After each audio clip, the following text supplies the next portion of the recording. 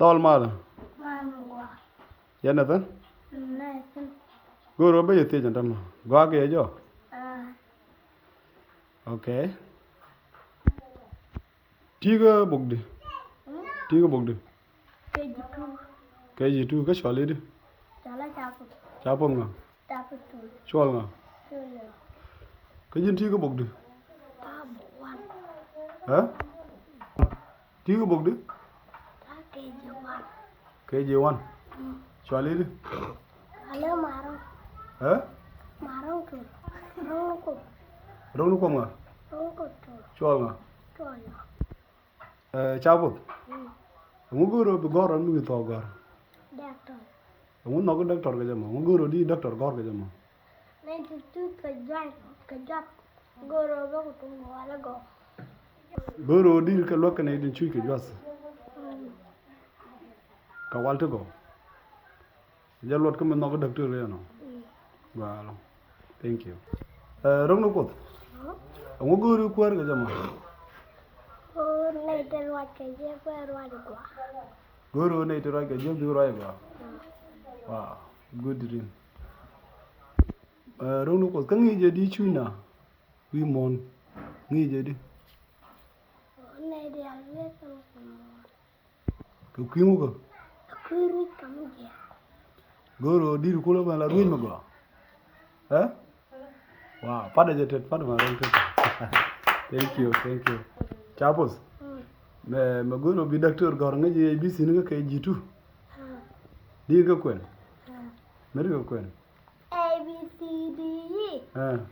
F G H I J K L M O P Q R S T U V W X Y Z. Wow, you quite doctor fish. Thank you, thank you. Marum nga je bi sin. Di ga kwen. Kwen nga. A B C D E F G H I J K L M O P Q R S T U V W X Y Z. Wow, you quite quite fish. Wow, pada ga tet. Wow. Ka kushe mashi loy dan test.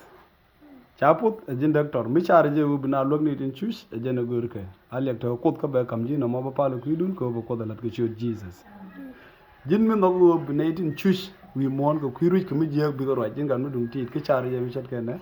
Ba palo kuidu ko ba ko kam ko ro ma chen wi dit ke chi to gor ko ubna ro je go ke chot Jesus. Ye chi okwer? Okwer nga. Jin nga. Pada content loy la tela. Thank you.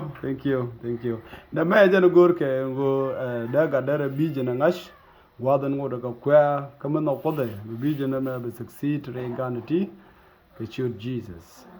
Hallelujah. Ka kujimo biya kos biya lanu. Biya kos lanu? Biya kos lanu? Ko bel charkun beleli. Be jago. Ko bungu dedi. Ko be lokati dia. Ko be lokati dia. Thank you. Aliak te koda ko podie.